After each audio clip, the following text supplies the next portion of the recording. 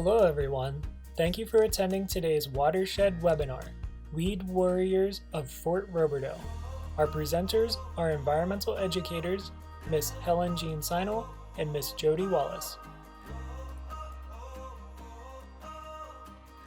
Good afternoon. My name is Jean Sinal. I'm a retired teacher from the Hollidaysburg Area School District, 7th grade life science and ecology. And this is my counterpart. My name is Jody Wallace, and I'm also known in my neck of the woods as the creature teacher. I'm a retired environmental educator, and I am currently the general of the Weed Warriors of Fort Roberdeau Armies. And Jean and I together co-founded this award-winning program. Thank you. Okay, so we'll take a look at our screen here. The Weed Warriors of Fort Roberdeau are a school community partnership which aligns with meaningful watershed environmental education or educational experiences. So this project provides meaningful watershed education, and it also is important because it links school classrooms with a community site. So students are participating in educational activities within the classroom and in the field at, in this instance, Fort Roberdeau, which is a historic site and natural area. Fort Roberdeau was a lead mine fort that was constructed in Blair County near Altoona in 1778, I think, and was actually in use from 1778 to 1780, and provided not only protection for the lead mine sources, but also the settlers from Tories and the native peoples in that area. Okay, so we are the Weed Warriors, and Jody's going to tell you a little bit about why you should join the Weed Warriors of Fort Roberdeau. So, first of all, what is a weed warrior? A weed warrior is someone who removes invasive plants and replaces them with native plants, or at least removes invasive plants and then allows native plants to grow. So, we want you to be part of the army of weed warriors. So why do you want to do this? Several objectives. 1, increase the biodiversity of native plants and animals. And in our next video, we have a really good activity that can show you how to do that.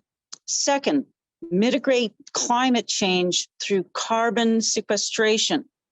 3rd is restore the historic landscape of Fort Roberdeau, improve the water quality in the Chesapeake Bay watershed, and develop school and community partnerships. So Jean is going to tell you a little bit more about how we developed school and community partnerships through the Weed Warriors of Fort Roberdeau.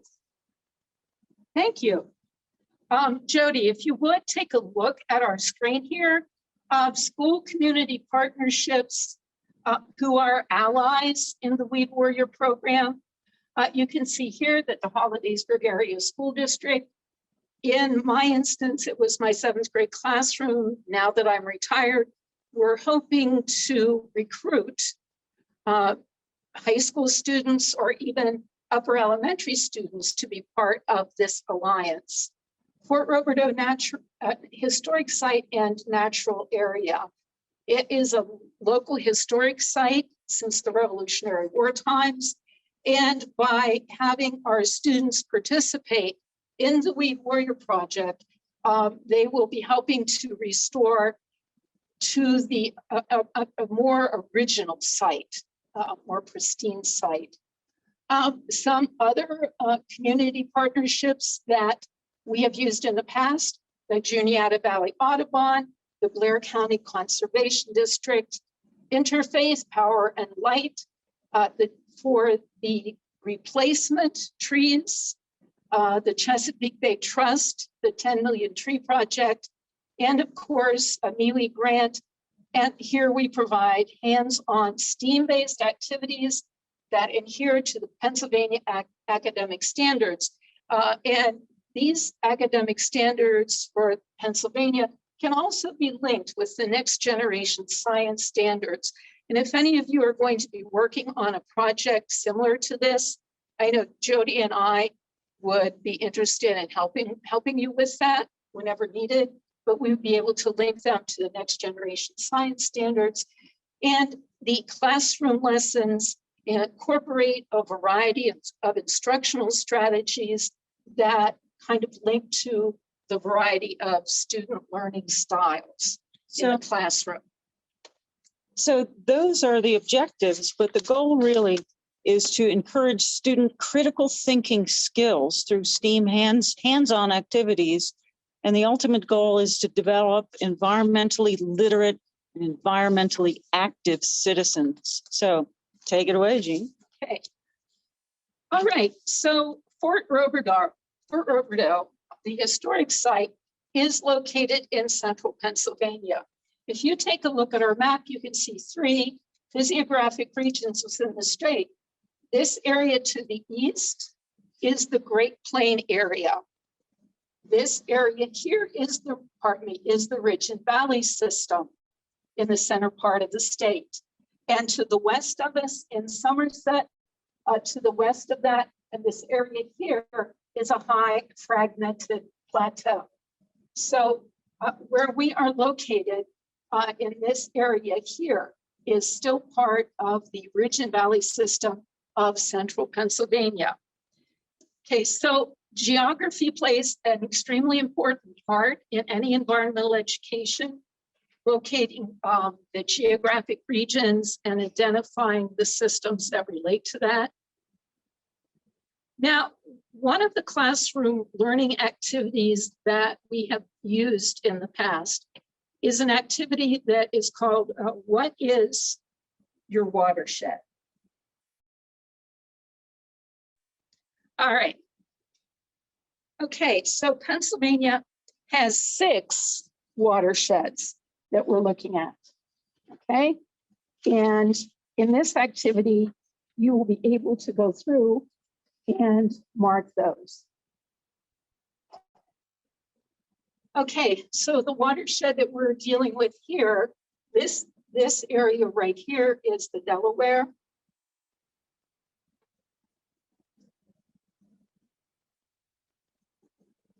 Delaware River watershed. Okay, this one is the Potomac. Potomac River watershed. This large watershed in the center is the Susquehanna.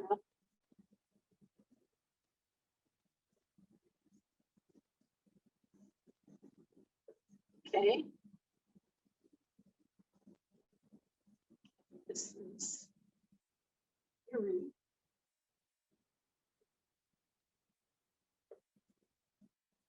This is Ohio. And what's the upper? Give me a minute here.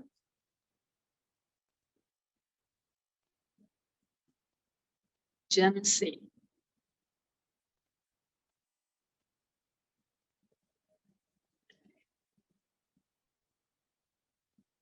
Genesee. So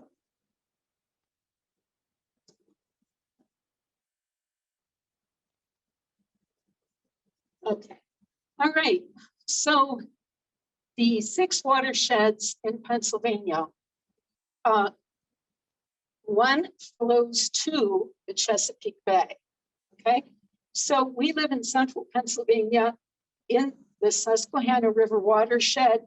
All of the water in this watershed goes from here down into the Chesapeake Bay. Delaware River doesn't. Genesee, Ohio, and Erie flow outward, but not directly into the Chesapeake Bay. Now, when we're labeling, we want to take a look at the major river systems for the watersheds. And this right here this river. Okay. Okay, this is the Susquehanna River. Okay, and this is the west branch of the Susquehanna River right here.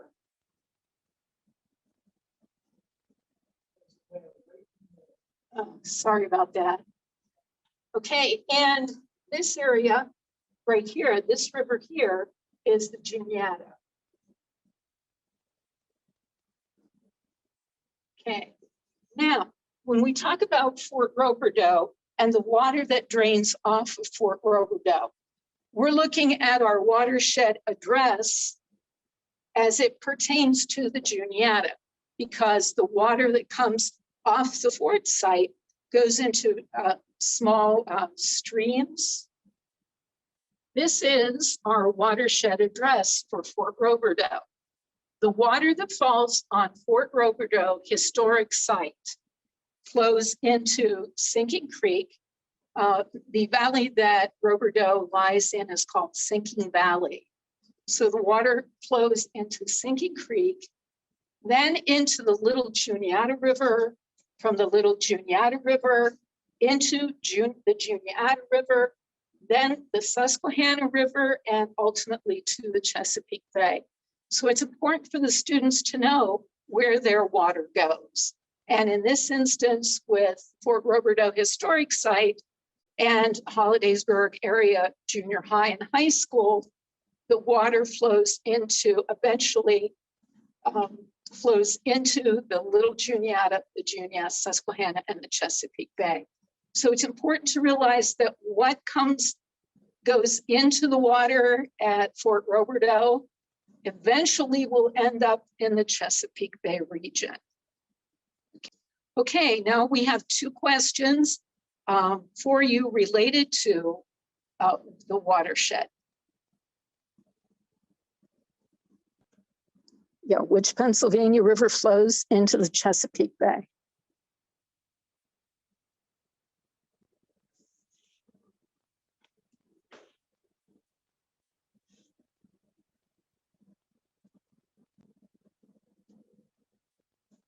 Fort Roberdeau is located in which Pennsylvania watershed?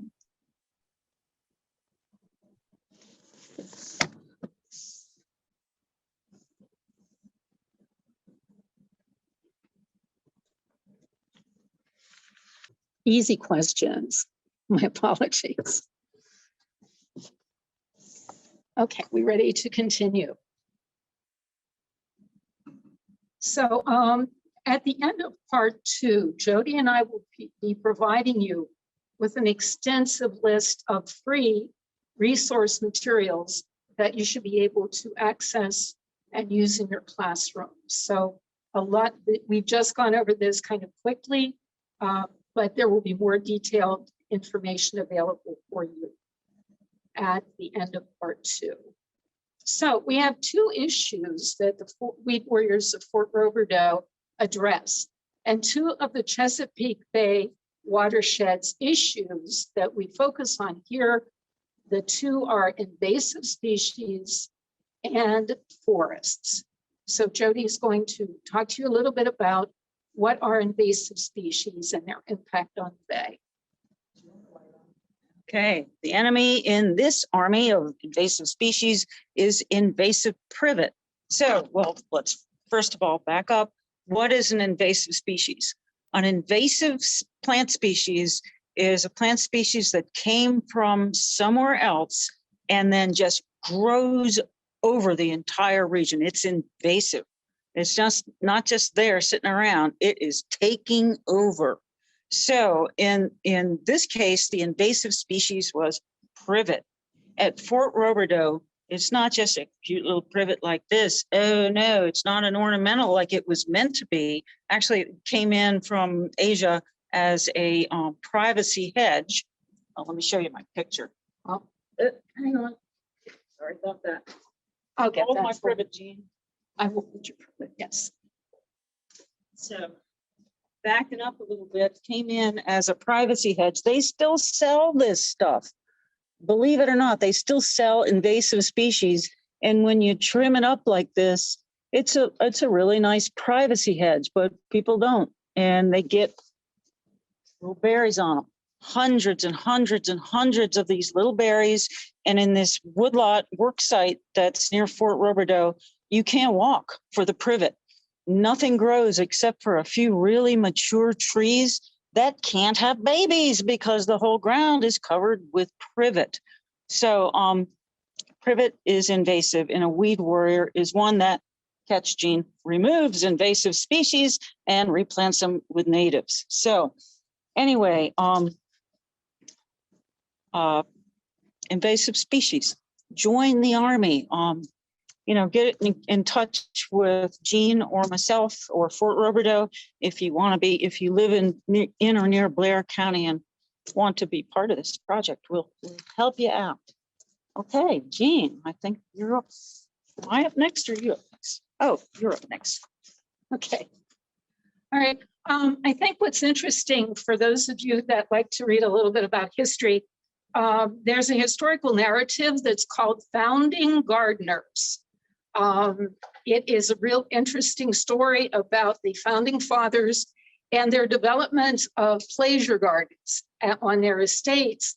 And in particular, George Washington planted his pleasure gardens at Mount Vernon, and was particularly focused on making sure that he had native species. But the one funny thing that you find when you read that book about the founding gardeners is the fact that he used privet as hedgerows. And that was the one non-native species that he used historically. And the management of the historic site of Mount Vernon is interesting because they have kept the privet under control.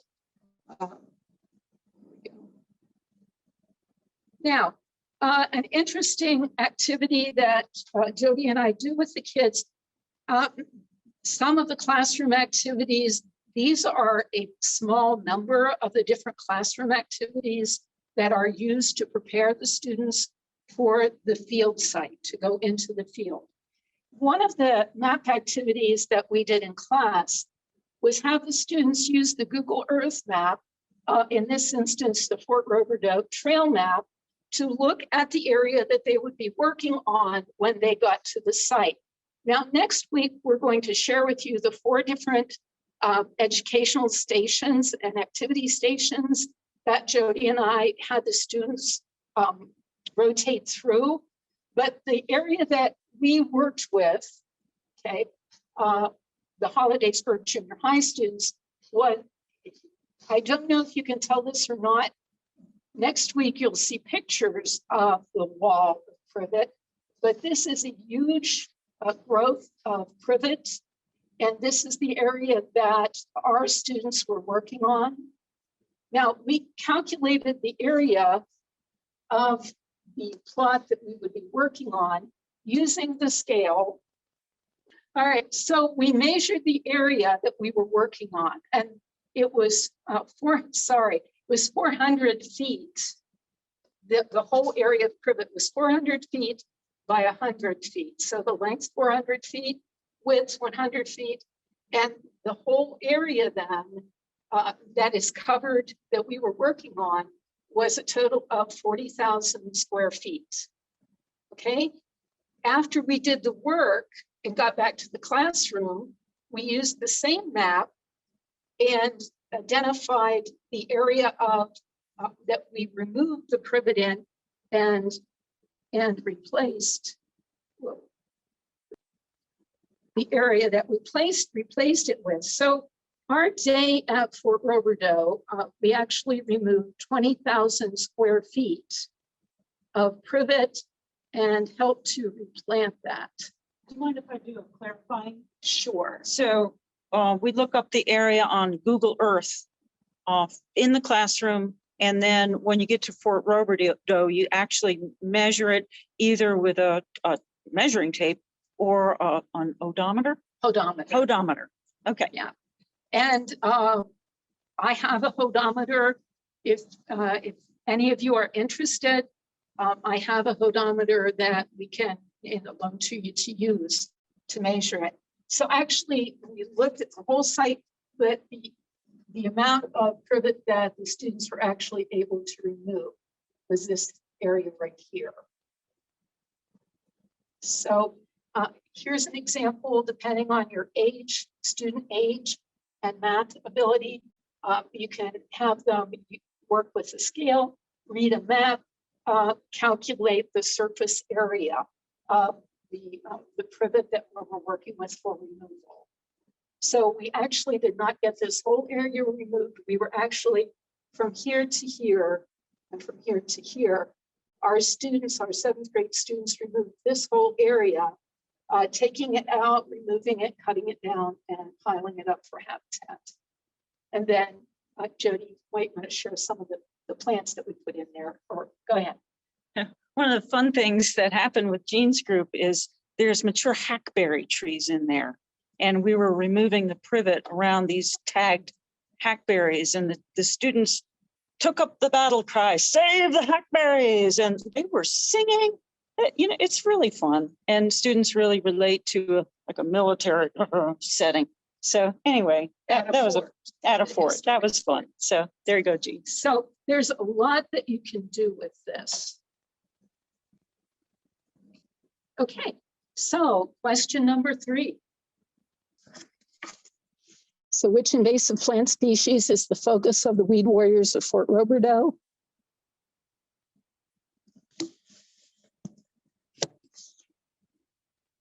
Good job, all. If privet is not the invasive species at whatever site you're thinking about doing, there's a DCNR pamphlet that I forgot to mention called Invasive Plants of Pennsylvania, and you could get that on the DCNR website. And we'll provide that to you at the end of next week. All right. It's if in terms of CW longer, purple loosestrife is an invasive species at CW longer site. That could be a potential project for high school students or upper elementary.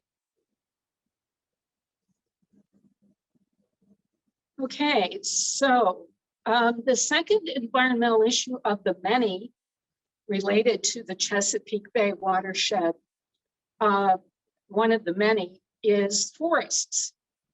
And forests are really critical to the health of the Chesapeake Bay watershed. The large stands of trees help produce clean water and air, provide habitat for wildlife.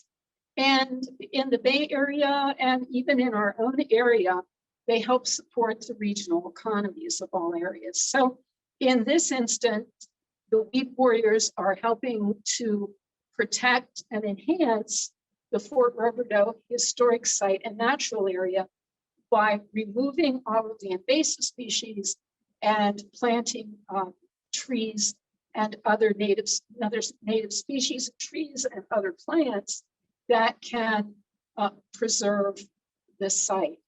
Again, here you can see that having forests can provide outdoor hobbies and recreation. The visiting of a historic site. And in the instance of our project, the Weed Warriors of Fort Roberdeau, they are preserving history. This is not a project for one activity. This is a multi-year project to help preserve this historic site. And did you want to add anything here before I talk about the incorporation of arts? Okay. Into this. So Fort Roberdeau is not only an historic site where you see how interpreters will show you the life of not only the lead miners and the soldiers who protected them, but also the life of the settlers. Fort Roberdeau is also used recreationally. It's got an extensive trail system. Bird watchers come, dog watchers come, and brand new to the site is a trail that, oh, wait a minute, back up. It has a telescope. We do sky programs about once a month during the warmer months. And it has a trail system, it's weird, that shows the exact relationship of the planets to the solar system, and then, weirdly enough, relates that back to a trail that shows the historical sequence of events in like number of feet.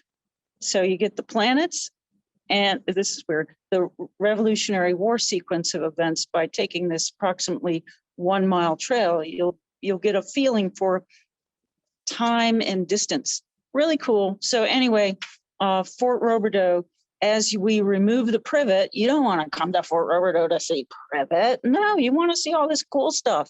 So remove the privet, wildlife comes, bird watchers come to see the wildlife and enjoy the fort as the original landscape as much as possible. Of course, when you plant a tree today, those kids, their grandkids, and their grandkids won't see a tree the size that Jean's going to talk about.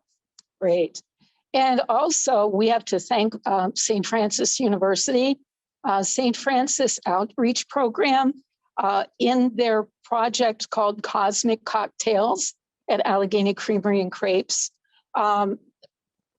That money that was raised during the Cosmic Cocktail programs, they've been discontinued, but those funds went to developing the labels, the kiosk signs for the astronomy trail, essentially. So we've got to thank St. Francis and the Science Outreach Program for their participation with that.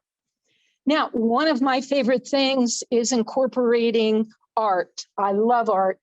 And an artist that I want to share with you today is an artist by the name of Robert Griffin.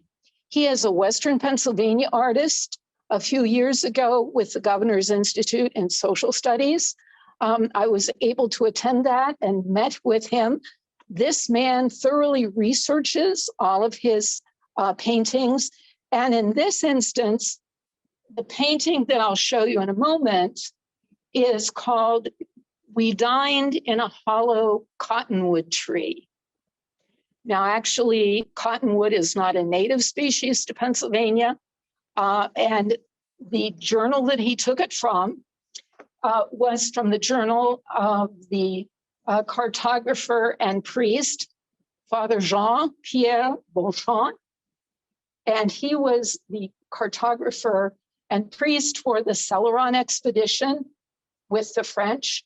And in his journal, which Griffin based this painting on, in his journal, he describes this massive sycamore tree that they found on the banks of the Ohio River, okay?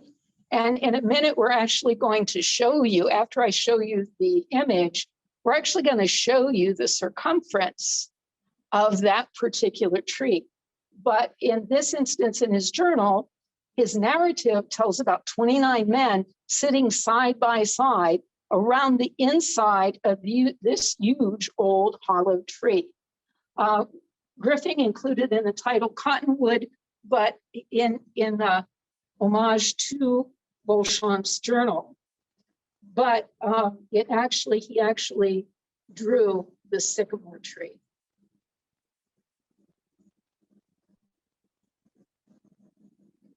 Okay, so here is the painting that Griffin created based on Beauchamp's journal with the Celeron expedition.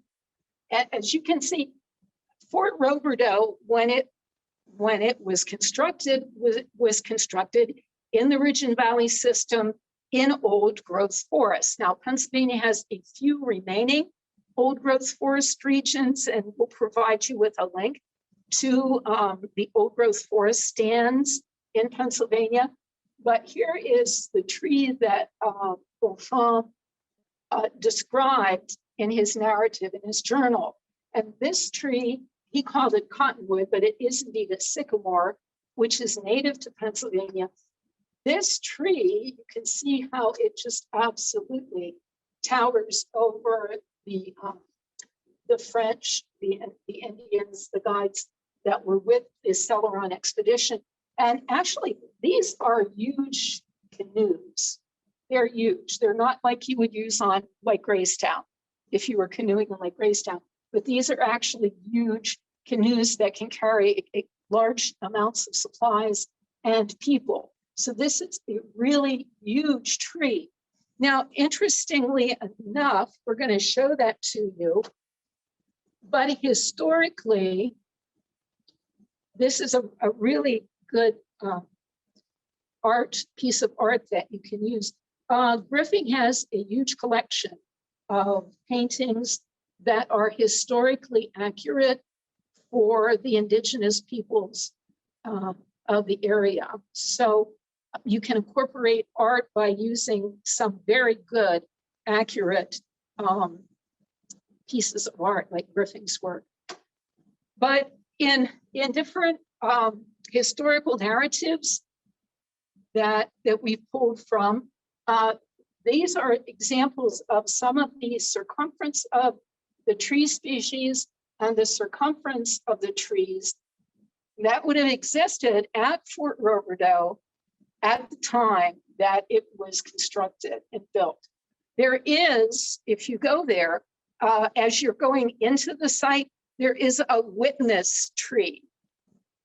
A witness tree. It has fallen down and been cut down, but you can still see a very large stump. That tree was there at the time of Fort Roberdeau's building. So the tree that Griffin talked about and used in his art was the sycamore. It is 45 feet, that's the circumference of it. Black walnut, a native species, 18 feet in circumference. Oak, 18 feet in circumference. Maples, 15 feet in circumference. And white pine, 10 feet in circumference. And Jody and I have actually tied together rope that is 45 feet in circumference, and we'd like to share that with you so you can see it. So Michael's going to set up the visuals for us, but whoops. But this rope circle is 45 feet. Can you see that, Michael? This rope circle is 45 feet in circumference. So actually you could do that outside your school building when you're talking about the types of trees that would be at this particular site. Yes, and we're relating it to the sycamore that Father Bonfant described in his narrative that we dined in a hollow tree and that Griffin rendered in form of a painting. I think 28 people dined in an area of the space. Probably not that COVID, but still.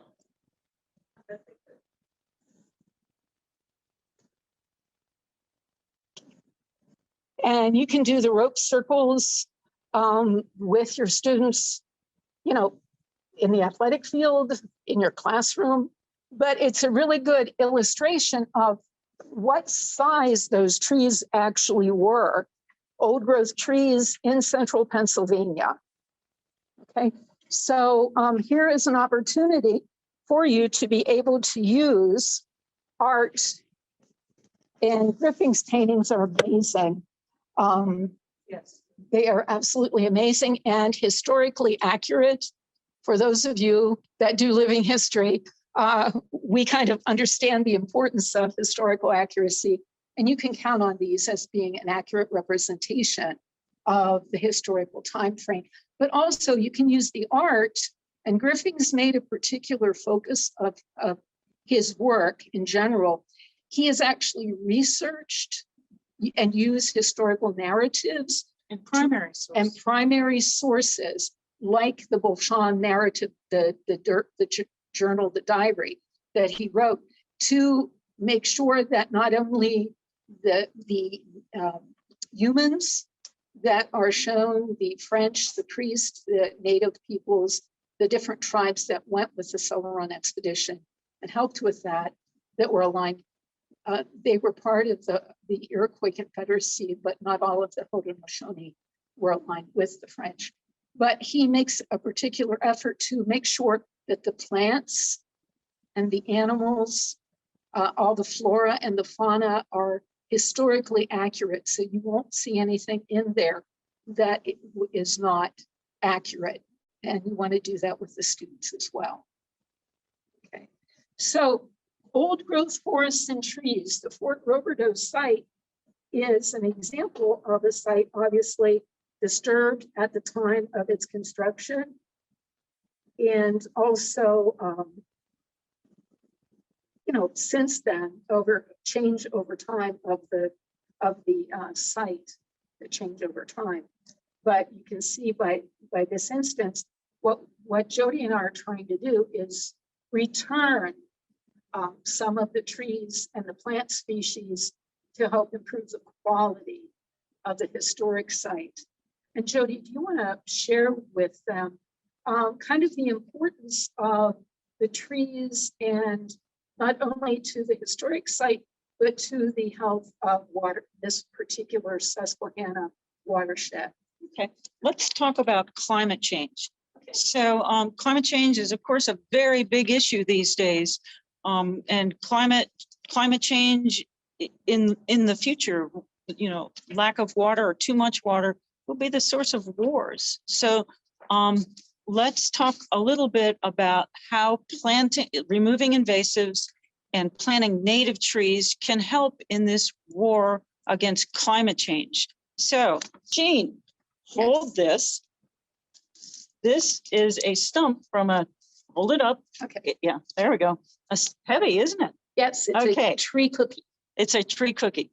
This is from a tree that I planted it's about 30 years ago. A storm took it down. So anyway, there's a tree and it is heavy. Here is our friend. It's not our friend. This is a privet and it's not heavy. You can see the difference in weight, biomass of this privet and this cherry tree. But guess what? This privet and this cherry tree take up about the same amount of space in the forest. I've actually bound up this captive. So in reality, it's that big. And I cut it down at breast height. So that relates to a lesson plan that I came up with on the computer. And all you need, it's from How to Smile, and all you need is a measuring tape, and you measure the circumference of a tree at breast height. Then you calculate the diameter, and then this lesson plan, you calculate the biomass, and then you're given different coefficients to multiply for. I won't go through it all. It's just like you need a really good calculator, a pencil, and just a measuring tape that does centimeters. And you calculate the biomass, and then from biomass, you can calculate the amount of carbon. So I did that for that cherry tree that's about 30 years old, and I did that for this privet. So this privet, this whole thing it came out to, for the privet, 0.8, and I converted to pounds because people in this part of the world relate to pounds, 0.8 pounds in this whole privet bush. And for that whole tree that's not really that old, it was over 200 pounds. So more than 200 pounds for 0.8 pounds of carbon. Yeah, and you can eyeball it. You could put it on a scale or whatever. It's not easy to come up with native trees sequester more carbon than privet. So in the war against climate change, join the weed warriors, plant native trees. Yes. Lynette, for the high school kids, this would be an activity that you could utilize for the math. It is amazing that when you look at this tree cookie, to realize how much carbon is being held, how much carbon is taken out of the atmosphere and sequestered and held in place when you use native species for landscaping, or in this instance, we're working at restoring historic habitat. And we'll get into the other ways that planting natives, like increasing biodiversity. We'll get into that next week. It'll be fun. Also, I have a large unit plan that I did for St. Francis.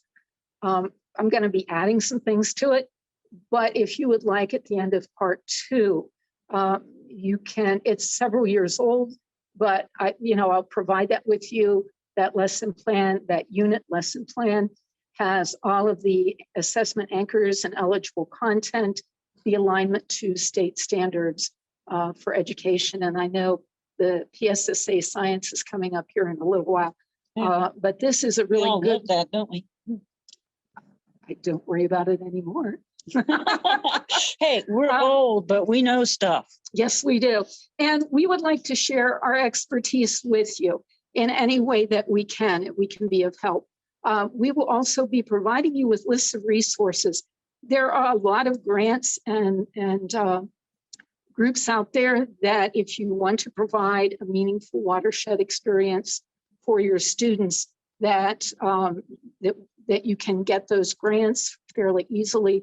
We'll share Not that. easily, but still, Wow. it's tedious.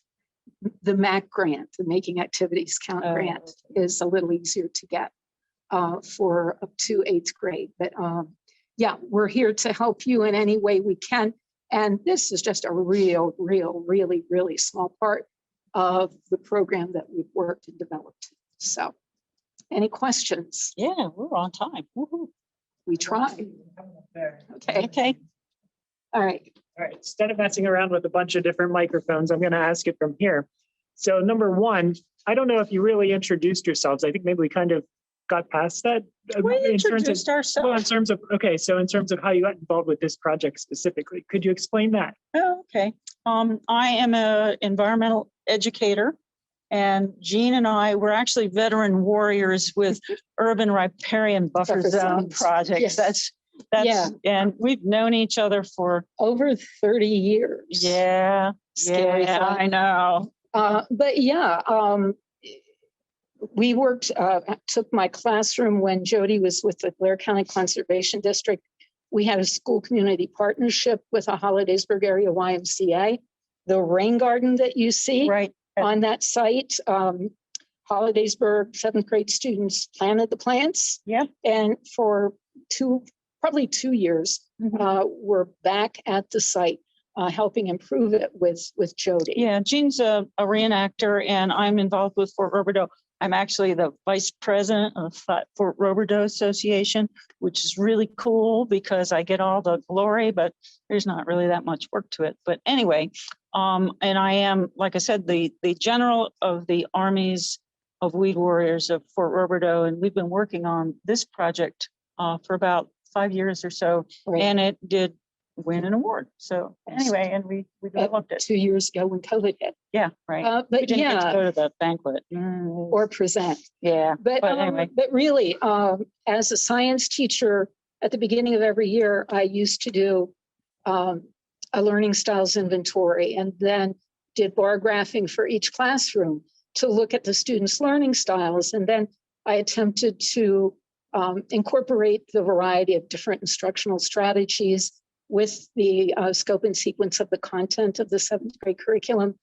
And along with working with St. Francis on the Headwaters to Estuaries program, we were able to get the students engaged not only in small research projects that they were able to present at the St. Francis Watershed Day, but also working in conjunction with Jody, Blair County Conservation District, and now Fort Roberdeau Historic Site Natural Area. It's just been a really nice opportunity to see the kids get the content in the classroom and then actually go into the field and apply it. So it was science, history, social studies, and the students, we did a pre-test before we started the educational part of it and fieldwork part, and we did a post-test, and we were able to use that statistical analysis to look at the knowledge gained by the students in the program. So Jean and I are both of the philosophy that students learn content in different ways. And we both are in agreement that a lot of knowledge about stuff comes through your hands. If you do it, it somehow gets in here. I don't know, there's some nervous collection that goes from the hands into the brain, and then you really, really know it if you actually do it. So questions? yeah.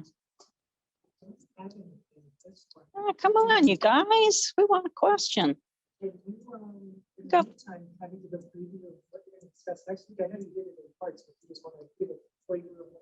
Okay. Well, yeah, what we're going to do is talk about preparations for going into the field. What do students need to know? The safety talk. Safety talk. The tick talk. Yes. Big one. Ixodes damonii, the genus and species of tick, deer tick.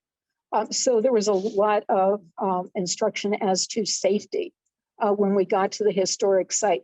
You will get to see the 4 different stations, the educational stations. We had 2 stations that related to, removal of the privet, Clearing privet. clearing privet. We had a rotation to the bluebird trail. Bluebirds live in old growth trees, hollow trees, nesting, and we look at Fort Roberdeau's bluebird trail, where they have provided habitat for the North American bluebird. Then we also And how bluebird population can increase based on what we're doing, removing privet and planting natives. It will increase the bluebird population. Great. We also looked at the food chains and food webs through the station. Jody will talk a little bit and we'll show you next week about food chains and food webs, how energy flows through the ecosystems, both in food chain and food webs. And also then introduction to native plants in Pennsylvania, an introduction to the plants that they were restoring, they were planting. And how to plant a do tree. that. Yeah, how to plant a tree. Yeah. Mhm. Some of the kids adopted plants. Yeah, they put their names on them and called them different Yeah. pet names. It was cute. Oh, Yeah, well, they were engaged. yeah. It was a good activity. And then kind of will summarize for you all of the different resources that you as a classroom teacher are going to be able to use. There's a lot of free stuff out there. You do not need to reinvent the wheel. There's material that are readily accessible to you and your kids. So we're hoping to share that with you. Whether you want to plant one tree, it can apply, or thousands. Right.